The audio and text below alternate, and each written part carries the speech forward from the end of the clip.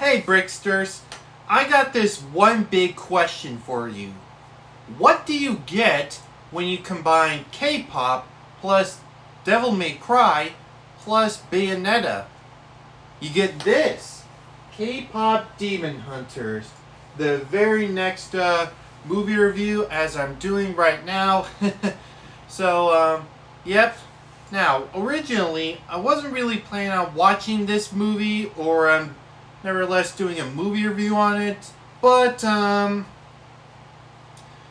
need some more movies to do some more movie reviews for this season before the next one, of course. And it was either this or Elio, and I wasn't really thinking about watching Elio. I know it's not really. I know it's a Pixar movie. I love Pixar, but looking at Elio, I rather find the whole plot somewhat disappointing. So yeah, I'm going to have to pass on that. But for now, that's why I decided to pick K-pop Demon Hunters, and to my surprise, it's actually not that bad. But I'll give you my final thoughts in it at the near end. But until then, this is the movie review part. Now, this movie just got released, so this movie review may contain some spoilers if you are watching this video and you haven't seen this movie. But don't worry, if you want to avoid those spoilers, all you gotta do is pause me first and then go on ahead and watch it either on right now it's on Netflix as I could see it. I'm not too sure if it would get on a DVD release yet. Maybe. Anyways, you go on ahead and watch it on that first, and then when you're done watching it, unpause me, then go on ahead, and then, or this other idea I just thought of, you can skip on to the overview part, then go to the review part, or just go on ahead if you're, don't really care about spoilers, but anyways, let's get started. It starts off with K-pop stars Rumi, Mira, and Zoe getting their usual times, getting ready for their final tour of their concert. However, their plane got hijacked by demons, but the usual. They really kicked their butts really good before the show. Even falling off the plane and landing perfectly. Yep. Anyways, that was their final tour as it's actually part of the tradition where where three singers use their voices to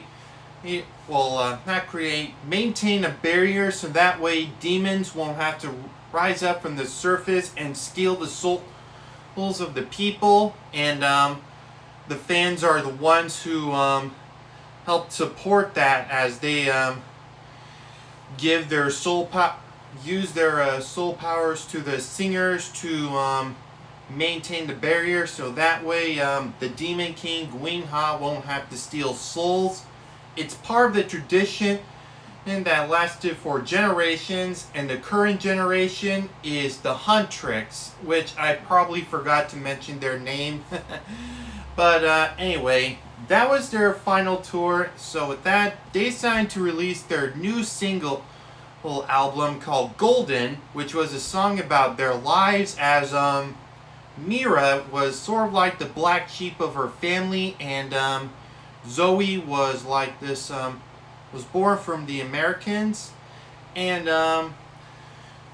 during Rumi's after her parents passed away, she was risen by former demon hunters. But anyways, they managed to keep up with their traditions, and it was actually a nice way to show their stories. However, they decided to use it for the Idol Awards, where they earn a special award for something. But there is one problem. Rumi is starting to lose her voice because she is actually part demon herself.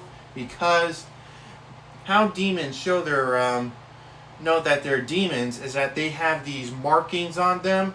Rumi is part demon, so she doesn't have a lot of markings around her. That's why she always wears long sleeves to cover them. And the reason why she refuses to join the bathhouse with Mira and Zoe. But it isn't looking too easy as her demon powers are starting to grow and Mira is starting to lose her voice. But that was the other thing they gotta deal with, as there is a new music group in town. A boy band has came along and they really crushed the competition as their new catchy song really caught the attention. But there is another problem. They are also demons. It turns out their leader, Genu, has came up with a plan to weaken the barrier by stealing the hands of the Huntrix, which could be a big problem as it can weaken the Hamo, which that won't be good because if the barrier weakens, the demons will go off and steal the souls and make the Demon King Guinha stronger. That shouldn't happen. So they have to come up with a plan to defeat them before it's too late, but also try and find a way to stop them without attacking them in public. Oof, that's a tough one, because as the first attempt they did it, they chased after them until Genu discovered her marks and he discovered that she's part demon. Oof. And it's not easy for her because Mira and Zoe don't know that she's part demon. But they still have to find a way to stop them before the barrier weakens. So they came up with this idea to write a new song to expose them, and sort of like a trash talking song called Takedown.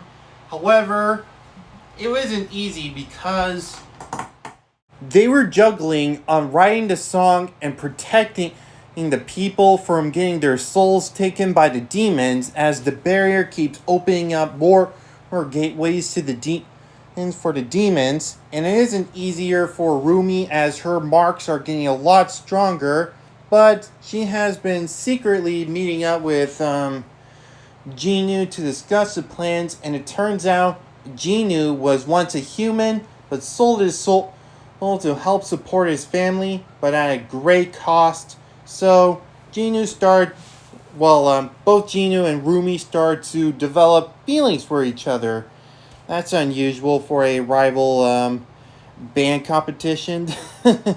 But yeah, it isn't easy since it's starting out this huge controversy with Mira as she's starting to grow suspicious of her. So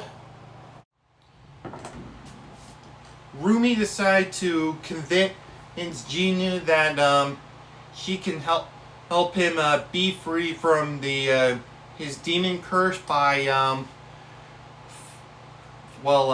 letting the competition be off as the Saja boys lose on purpose, which he reluctantly does. And during the idol show, the Saja boys didn't appear. So with that, they decide to do their song, but they decided to go with Golden since looking back at the lyrics of this song, it felt kind of almost hurtful, but it is a way to expose the Saja boys.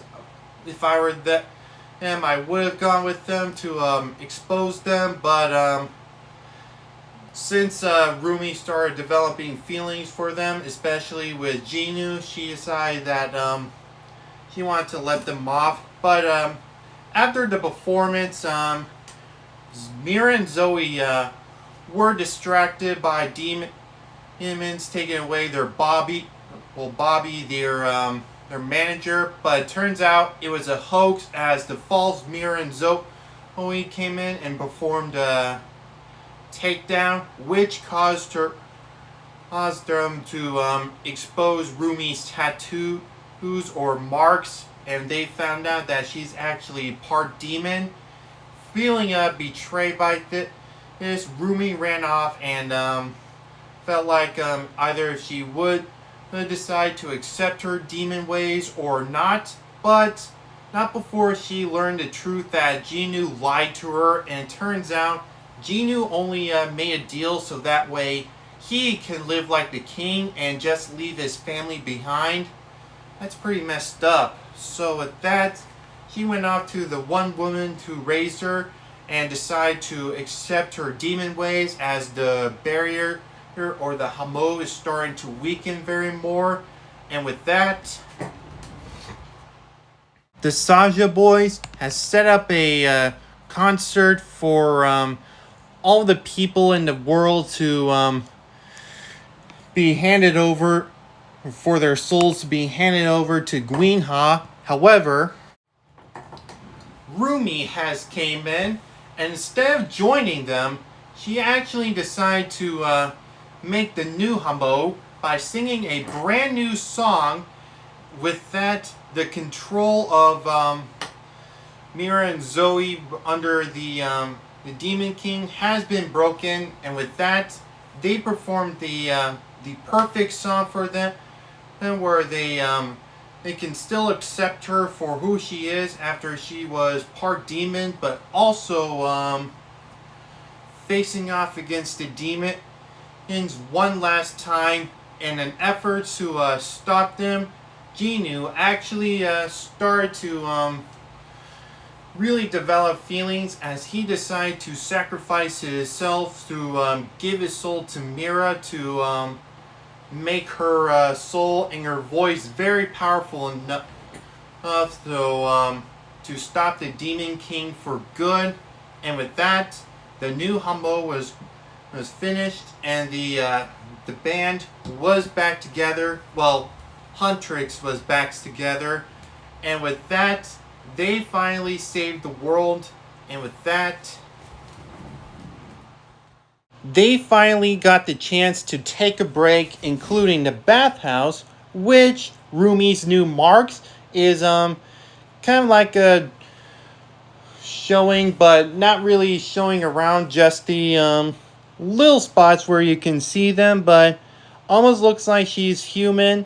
And also, of course, do some other stuff like couches, snacks, the etc. But not before they get the chance to meet their fans for a little meet and greet. And that's it. Thank you all so much for watching this movie review. I actually had a fun time doing this because of to my surprise, I actually enjoyed this movie. It's a really good one. I really enjoyed most of the storyline of this movie, but I also enjoyed the music of how it can be both soothing, grooving, like how pop music is, especially when it's K-pop, of course, but also, of course, really combines the efforts of putting in an anime and musical to a action movie, sort of like how Moana does, but instead of like one song to an action scene, they actually combine a song to a action scene, which is actually a pretty nice concept, especially if it's all about K-pop stars who are also demon hunters. So yeah, it would make total sense for that. So yep, overall, I really enjoyed it, and might be one of my new favorites for 2025, along with Wallace and Gromit, Vengeance Most Foul. Both films came out on Netflix, of course. So yep. Anyways, glad I got the chance to enjoy the movie before I got the chance to do the movie review, since I needed some more movie review ideas. Now, for my rating, I would give this movie an 8.5 out of 10 because of it has a very interesting story. Some of the characters are interesting, like how most of the trios, they're always the mature leader, the hard and creepy and kind of a brooding member, and the fun type, sort of like Powerpuff Girls or Totally Spies. That's what it kind of reminded me of for Rumi, Mira, and Zoe. And the music is really nice. I like the my favorite one's probably the Final Battle one. It really connects them both as they try to accept Rumi for who she is, especially to herself. So one more thing I forgot to mention. I've also enjoyed the animation of this movie because of it has a really nice concept for both 2D animation and 3D animation. You know, like Spider-Man Into the Spider-Verse, the Spider-Verse series. I mean, Puss in Boots: The Last Wish, the 2023 Disney movie, The Wild Robots. You know, those types of movies. So really nice animation they put in it for Kpop Demon Hunters. They've also brought out a lot of anime references, since clearly part of this movie is inspired by anime, of course. So they brought up a lot of anime references, you know, like how Avatar, Teen Titans, some other anime influenced shows are influenced by anime, but this might be one of the first times I've seen an anime influenced movie, so it's pretty interesting. Yeah, I really enjoyed this movie, since it is a pretty good one. It might be my my second favorite Sony animated film. Yeah, this is the company that did Cloudy with a Chance of Meatballs, along with Hotel Transylvania and the Spider-Verse film. So, yep, this along with this might be my new favorite Sony films. But anyways, I just want to say thank you all again so much for watching this movie review, and don't forget to stay tuned for some more awesome videos coming out real soon. And make sure you subscribe, hit the like, and share this to all of your friends, and hit the little notification bell for some more awesome content coming out real soon, like a special movie review that will be coming out real soon on the 26th, if you know what I mean. Wink wink. But anyways, that'll be all for today. Thank you all so much for watching, and I'll see you next time. Hey, it's me, BDH, but I'm also known as the Brick Dragon Hero. That video was great, huh, Applex? You said it, BBJ. And if you want to see more of the Brick Dragon Hero videos, all you gotta do is subscribe. Follow Brick Dragon Hero on Instagram. Like for this video. Share this with your friends. And comment down below what you think of that video. And don't forget to check out the last video. So thanks for watching, and have a brick day. Whoosh.